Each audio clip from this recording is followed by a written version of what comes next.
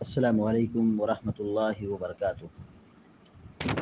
الحمد للہ رب العالمین والعاقبۃ للمتقین والصلاة والسلام علی اشرف الانبیاء والمرسلین نبینا محمد وعلی آلہ وصحبہ اجمعین وبعد۔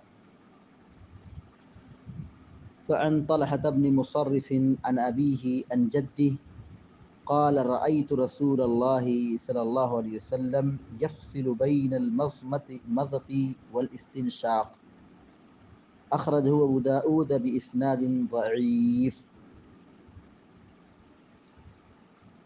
بلوغ المرام من ادلۃ الاحکام کی حدیث نمبر 47 ابھی آپ کے سامنے پڑھی گئی ہے۔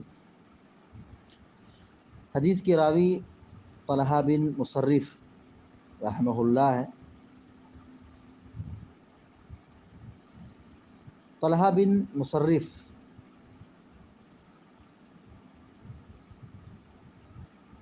یہ تابعین میں سے شمار ہوتے ہیں اور ثقہ ہیں، معتبر ہیں۔ ان کی وفات 112 ہجری میں ہوئی ہے۔ بہت بہترین قاری تھے اور بڑے عالم تھے طلحہ بن مصرف۔ یہ بہت بہترین قاری تھے اور بڑے عالم تھے۔ سن 1012 ہجری میں ان کی وفات ہوئی طلحہ کی۔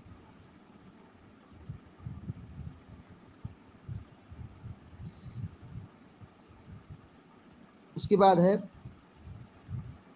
عن ابیہ، ان کے ابو سے روایت ہے، یعنی طلحہ اپنے ابو سے روایت کرتے ہیں۔ ابی سے کیا مراد ہے؟ طلحہ کے ابو مصرف۔ طلحہ کے ابو کا نام کیا ہے؟ مصرف۔ عن ابیہ کا معنی کیا ہوا؟ ان کے ابو سے روایت ہے۔ کن کے ابو سے؟ طلحہ کے ابو سے۔ طلحہ کے ابو کا نام کیا ہے؟ مصرف۔ مصرف اہل علم نے ان کو ضعیف قرار دیا ہے، ان کو ضعیف قرار دیا ہے، یعنی یہ روایت ان کی مقبول نہیں ہوتی ہے۔ کن کی؟ مصرف کی۔ مصرف بن کعب، مصرف بن کعب یہ ضعیف راوی ہے، یعنی ان کی روایت قبول نہیں ہوتی ہے۔ مصرف ضعیف راوی ہے۔ عن ابیہ ان کے ابو سے روایت ہے، مطلب کیا ہوا؟ مصرف سے روایت ہے۔ مصرف حدیث کے باب میں ضعیف ہیں، محدثین ان کی روایت کو قبول نہیں کیا ہے۔ عن جدہ، عن جدہ وہ اپنے دادا سے روایت کرتے ہیں، وہ اپنے دادا سے روایت کرتے ہیں۔ دادا کون ان کے ہوں گے؟ ان کے دادا کا نام کعب بن عمرو ہے، کعب بن عمرو، کعب بن عمرو۔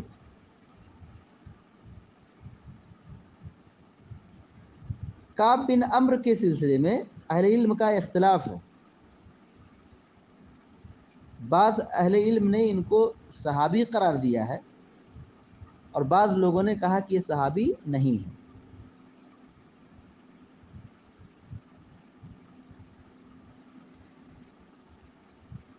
یہ یمن کے تھے، کعب بن عمرو یہ کہاں کے تھے؟ یہ یمن کے تھے، قبیلہ یام سے ان کا تعلق تھا۔ یام ان کا یمن کا ایک بہت مشہور قبیلہ تھا، اسی قبیلے سے ان کا تعلق تھا، اسی لیے ان کو کہا جاتا ہے کعب بن عمرو الیامی، کعب بن عمرو الیامی۔ یہ یمن کے تھے۔ ان کے صحابی ہونے میں اہل علم کا اختلاف ہے، بعض لوگوں نے صحابی قرار دیا ہے، بعض لوگوں نے صحابی کا انکار کیا، نہیں صحابی نہیں ہے۔ علی کل حال یہاں پر جو روایت ذکر کی جا رہی ہے سند کے اعتبار سے کمزور ہے، سند کے اعتبار سے روایت کمزور ہے۔ حافظ ابن حجر العسقلانی رحمہ اللہ نے بھی صراحت کر دی حدیث روایت کرنے کے بعد کہ اخرجہ ابو داؤد باسناد ضعیف، کہ امام ابو داؤد رحمہ اللہ نے اس حدیث کو ضعیف سند کے ساتھ ذکر کیا ہے۔ حدیث دیکھیے، ان طلحہ بن مصرف عن ابیہ عن جدی، طلحہ بن مصرف رحمہ اللہ اپنے دادا سے روایت کرتے ہیں، اپنے ابو سے روایت کرتے ہیں، عن ابیہ اپنے ابو سے روایت کرتے ہیں، عن جدہ وہ اپنے دادا سے روایت کرتے ہیں، وہ اپنے دادا سے روایت کرتے ہیں۔ قال وہ کہتے ہیں، یعنی ان کے دادا کہتے ہیں کعب بن عمرو، رأیت رسول اللہ صلی اللہ علیہ وسلم یفصل بین المضمضۃ والاستنشاق، رأیت میں نے دیکھا، رأیت میں نے دیکھا، رسول اللہ اللہ کے رسول صلی اللہ علیہ وسلم کو، رأیت رسول اللہ میں نے اللہ کے رسول صلی اللہ علیہ وسلم کو دیکھا، یفصل، یفصل کا معنی ہوتا ہے فصل کرنا، یفصل کا معنی ہوتا ہے فصل کرنا، الگ کرنا، جدا کرنا، فرق کرنا۔ یفصل کا معنی کیا ہوگا؟ فرق کرنا، فصل کرنا، جدا کرنا، الگ کرنا۔ بین مانے درمیان، بین مانے درمیان۔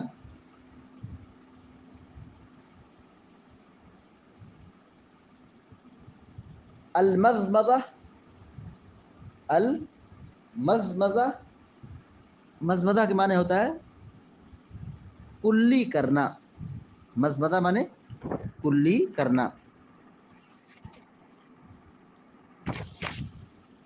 والاستنشاق، استنشاق کا معنی ہوتا ہے ناک میں پانی چڑھانا، استنشاق کا معنی کیا ہوگا؟ ناک میں پانی کھینچنا، جیسے وضو کرتے ہیں تو ناک میں پانی ڈالتے ہیں، اسی کو عربی زبان میں استنشاق کہا جاتا ہے، یعنی ناک میں پانی کھینچنا، ناک میں پانی ڈالنا۔ اخرجہ ابو داؤد باسناد ضعیف، امام ابو داؤد رحمہ اللہ نے اس حدیث کو ذکر کیا ہے باسناد، ایسی سند کے ساتھ، ضعیف جو ضعیف ہے، یعنی امام ابو داؤد رحمہ اللہ نے اس حدیث کو ضعیف سند کے ساتھ بیان کیا ہے، یعنی روایت کیا ہے؟ ضعیف ہے۔ معنی کے اعتبار سے بھی دیکھیں تو کمزوری ہے، سند کے اعتبار سے کمزوری ہم دیکھ رہے ہیں کہ حدیث کے راوی مصرف جو ہے وہ ضعیف ہے، حدیث کا جو معنی ہے، حدیث کا جو مفہوم ہے، اس مفہوم کے اعتبار سے بھی روایت کیا ہے؟ کمزور ہے۔ ترجمہ دیکھیے، حضرت طلحہ بن مصرف رحمہ اللہ بیان کرتے ہیں اپنے ابو سے، یعنی مصرف سے، عن جدہ وہ روایت کرتے ہیں اپنے دادا سے، قال وہ ان کے دادا کہتے ہیں، یعنی حضرت ان کے دادا کا نام ہے کعب بن عمرو، کعب بن عمرو رضی اللہ تعالی عنہ، یہ کہتے ہیں کہ رأیت رسول اللہ صلی اللہ علیہ وسلم، کہ میں نے اللہ کے رسول صلی اللہ علیہ وسلم کو دیکھا ہے، یفصل بین المضمضۃ والاستنشاق، کہ آپ صلی اللہ علیہ وسلم کلی اور ناک میں پانی چڑھانے میں فصل کرتے تھے، الگ کرتے تھے، فصل کرتے تھے، فرق کرتے تھے، یعنی ناک میں پانی چڑھانے کے لیے الگ سے پانی لیتے تھے، الگ چلو کا استعمال کرتے تھے، اور کلی کرنے کے لیے الگ سے پانی لیتے تھے۔ یفصل بین المضمضۃ والاستنشاق، میں نے اللہ کے نبی صلی اللہ علیہ وسلم کو خود دیکھا ہے کہ آپ کلی اور ناک میں پانی چڑھانے کے لیے الگ الگ پانی استعمال کرتے تھے، پانی لیتے تھے، فصل کرتے تھے، یعنی ایک مرتبہ پانی لیے کلی کرنے کے لیے، اور پھر اس کے بعد دوسری مرتبہ پانی لیے ناک میں پانی چڑھانے کے لیے، یعنی ایک چلو سے نہیں، دو چلی سے آپ نے ایسا کام کیا، یعنی دو ہتھے، ایک مرتبہ پانی استعمال کیا کلی کرنے کے لیے، منہ میں ڈالا، اور پھر اس کے بعد دوسرا پانی ہاتھ میں لے کر کے ناک میں پانی چڑھایا، اس طریقے سے آپ صلی اللہ علیہ وسلم نے وضو فرمایا۔ لیکن یہ روایت ضعیف ہے، لیکن یہ بات درست نہیں ہے۔ اخرجہ ابو داؤد، اس حدیث کو امام ابو داؤد نے بیان کیا ہے باسناد ضعیف، ضعیف سند کے ساتھ، یعنی روایت ضعیف ہے۔ ضعیف کیوں ہے؟ کیونکہ حدیث کی سند میں مصرف راوی ہیں، یہ روایت بیان کرنے والے ہیں وہ ضعیف ہیں. مصرف بن کعب، مصرف بن کعب، مصرف بن کعب حدیث کے راوی یہ مجہول ہیں، ضعیف ہیں، علماء نے ان کی روایت کو قبول نہیں کیا ہے. تو حدیث کا مفہوم یہ ہوا کہ یہ جو روایت ہے کہ ناک میں اور کلی میں جو پانی استعمال کر رہے ہیں وہ 2 ہتھیلی سے 2 مرتبہ آپ نے استعمال کیا ہے، یہ روایت ضعیف ہے. اصل کیا ہے؟ اصل یہ ہے کہ آدمی ایک ہتھیلی سے پانی لے، ایک چلو لے، اور پھر آدھا پانی منہ میں ڈالے کلی کرنے کے لیے اور آدھا پانی ناک میں چڑھانے کے لیے استعمال کرے. یہی اصل ہے، یہی سنت ہے، یہی اللہ کے نبی علیہ السلام کا عمل پایا گیا ہے.